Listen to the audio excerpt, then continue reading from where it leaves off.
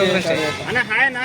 Bro అన్న ఇప్పుడు పుష్ప 2 లోంచి కిసిక్ సాంగ్ వస్తుంది. ఆ సాంగ్ ఎలా అనిపిస్తుంది? ప్లస్ ఇప్పుడు ట్రైలర్ కూడా వచ్చింది కదా, మీకు ఎలా అనిపిస్తుంది? ట్రైలర్ అయితే నెక్స్ట్ లెవెల్ అన్న. మనం ఇది బాగాలేదు అని చెప్పుకోవడానికి ఒక పాయింట్ కూడా లేదు. ట్రైలర్లో బాగా వైరల్ అయింది, బాగా మంచి రీచ్ వచ్చింది. అసలు నాకు తెలిసి ఈ సినిమాకి అసలు పబ్లిసిటీ అవసరం లేదు. పుష్పకి బ్రాండ్ ఎప్పుడు వచ్చినా సరే, రేపొద్దు రిలీజ్ చేసినా సరే, ఓపెనింగ్ ఇప్పుడు December 4 రిలీజ్ చేసినా సేమ్ కలెక్షన్లు వస్తాయి. ఆ లెవెల్లో ఎక్ చేస్తున్నారు ఆడియన్స్ కూడా. అండ్ ట్రైలర్ విషయానికి వస్తే అక్కడక్కడ కొన్ని గ్రాండ్ విజువల్స్ అయినా, గంగమ్మ జాతర ఫైట్ అయినా సరే, లేదంటే షీ ఎపిసోడ్స్ అయినా సరే చాలా బాగా వచ్చాయి. అండ్ మనకి పార్ట్ 1లో ఏదైతే సుకుమార్ మార్క్ మిస్ అయిందో అది పార్ట్ 2లో ఉంటుంది. అంతకు మించి డ్రామా ఉంటుంది, అంతకు మించి స్క్రీన్ ప్లే ఉంటుంది అనేది ఎక్స్పెక్ట్ చేస్తున్నాం. మేబీ చూడాలి. క్యారెక్టర్ వైజ్గా పార్ట్ 1కి పార్ట్ 2 పెద్ద డిఫరెన్స్ ఉండకపోవచ్చు. కాకపోతే ఏంటంటే డిఫరెన్స్ ఉండేది ఓన్లీ స్టోరీ విషయంలో కాబట్టి ఇంకొంచెం కేర్ తీసుకొని సుకుమార్ బాగా హ్యాండిల్ చేసి ఉంటారని ఒక కాన్ఫిడెన్స్ అయితే ఉంది. ట్రైలర్ చూసాక వచ్చింది. అండ్ అదే కాన్ఫిడెన్స్ మూవీలో ఉంటుందని ఎక్స్పెక్ట్ చేస్తాం. ఇప్పుడు నెక్స్ట్ హీరోయిన్ చనిపోతుందని మీమ్స్ వస్తున్నాయి కదా అన్న, దాని గురించి ఏమంటారు? మేబీ చంపేచ్చు. ఈ మధ్య అన్నీ ఎలా అయిపోయాయంటే హీరోని చంపడం ఫ్యాషన్ అయిపోయింది సినిమాలో. అంటే చనిపోయేవారు హీరోనా, హీరో వాళ్ళ మమ్మీయా, అంటే ఏమనుకుంటున్నారు మీరు దాని గురించి? అది మనం ఇప్పుడే గెస్ట్ చేయలేమన్నా. మేబీ పుష్పరాజ్ చనిపోయాడని కూడా అనుకోవచ్చు. ఎందుకంటే మనకి ఫస్ట్ ఒక టీజర్ వచ్చింది, పుష్ప చనిపోయాడని ఒక టీజర్ అది వచ్చింది. మేబీ ఆ టీజర్ కంటిన్యూస్ వచ్చాము చెప్పలేం. అలాంటి మనం చెప్పలేం.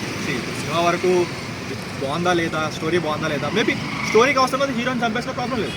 ఎందుకంటే ఆ ఎమోషనల్ ఏదో ఒకటి కావాలి కాబట్టి ఎవరిలో చంపేయాలి సినిమాలో. కాదన్న, ఇప్పుడు ఆమె వైఫ్ శ్రీవల్లి ఉంది కదా, ఆమె కాలుతో ఆయన గడ్డని దూకుంటాడు కదా, అది చూసినప్పుడు ఏమనిపిస్తుంది మీకు? ఇదిరా సుకుమార్ మార్క్ అనిపించింది, ఇదిరా పుష్పరాజ్ మార్క్ అనిపించింది. అలాంటి మార్క్ సినిమాలు ఇంకొంచెం ఎక్కువ ఉంటే నెక్స్ట్ లెవెల్కి వెళ్తుంది. ఇప్పుడు ఏదైతే మీరు చెప్పారో పర్టికులర్ పాయింట్ తీసుకున్నారు కదా, అలాంటి పాయింట్ సినిమాలో కూడా ఉంటే నెక్స్ట్ లెవెల్లో ఉంటుంది. పుష్ప 1లో మెయిన్ రీజన్ ఉంది కదా ఒకటి, ఇట్లా చేయి పైకి అనేది. ఇప్పుడు ఇందులో కూడా వాచ్ ఇట్లా అన్నాడు కదా, ఇలా అనిపిస్తుంది.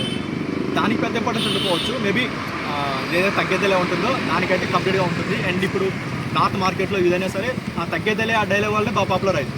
సో దాన్ని కూడా కంటిన్యూషన్ చేసి ఇంకేదో కొంచెం బెటర్ అనిపిస్తుంది. అండ్ ఎక్స్పెక్టేషన్స్ అయితే నార్త్ వర్సెస్ సౌత్ తీసుకుంటే నార్త్లో ఎక్కువ ఉన్నాయి. అక్కడ నార్త్ హీరోకి రాని రెస్పాన్స్ అల్లు అర్జున్కి వస్తుంది, పుష్పకి వస్తుంది. సో అక్కడ దాన్ని ఎంత మనం నెగిటివ్ టాక్ వచ్చినా సరే అక్కడ ఈజీగా 600-700 crores కొట్టే సినిమా అయితే అవుతుంది ఈజీగా. కాకపోతే సౌత్లో ఏ రేంజ్ వరకు అవుతుంది అనేది కంటెంట్ మీద డిపెండ్ అవుతుంది. ఓపెనింగ్స్ అయితే వస్తుంది. 1 వీక్ అసలు వేరే సినిమా చూడకుండా కంప్లీట్గా హౌస్ఫుల్తో రన్ అవుతుంది. ఆ తర్వాత ఎంతవరకు లాంగ్ రన్ వస్తుందో అనేది కంటెంట్ మీద డిపెండ్ అవుతుంది. మెగా ఫ్యాన్స్ సపోర్ట్ చేస్తలేరు అంటారు కదా, మరి దాని గురించి ఎంతవరకు మెగా ఫ్యాన్స్ బయట మనం సపోర్ట్ చేయలేదని చెప్పుకున్నా సరే ఫస్ట్ డే చూస్తే మెగా ఫ్యాన్. ఓకే. అయితే ఇది పుష్ప అంటే నేషనల్ అనుకున్నావా, ఇంటర్నేషనల్ అనుకున్నావా? దాని ఉద్దేశం ఏంది? అంటే ఇంటర్నేషనల్ స్టార్గా నేను ఎదగబోతున్నాను ఇంటిస్తున్నాను ఇండైరెక్ట్గా.